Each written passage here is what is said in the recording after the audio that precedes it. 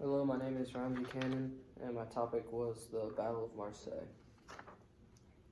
Question was, to what extent did the liberating forces affect the liberation of Marseille during the Battle of Marseille from August 21st to August 28th, 1944? I answered this with my thesis, the collaborative efforts among Allied liberating forces, physical evidence of the port city post-war, and the strategic geographical location of Marseille all go to prove the great extent at which liberating forces affected the liberation of Marseille during the Battle of Marseille. Significant evidence, location of Marseille, value, and the Rhone River Valley. For some background information, Marseille is the second largest city in France, only second to Paris, and it's a city on the south of France, biggest port city on the Mediterranean coast.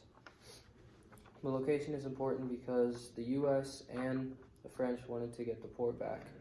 It was important to France. It's the biggest city on the Mediterranean coast, and they wanted to secure it to open up another front to fight the Germans. And the U.S. also wanted to get supplies and trade through there. And as you can see, it's connected to the Rhone River, which can take supplies up north.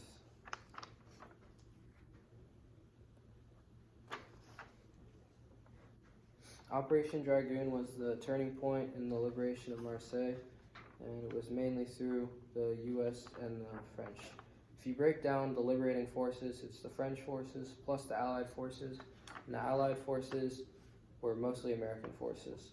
The Allied invasion was the French First Army and the U.S. Seventh Army, and a lot of it was U.S. naval gunfire and airstrikes in Operation Dragoon.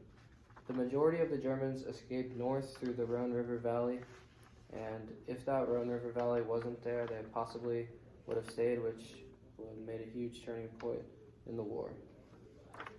The Germans ultimately did surrender, the ones that stayed there, and that gave France the opportunity to seize back the port.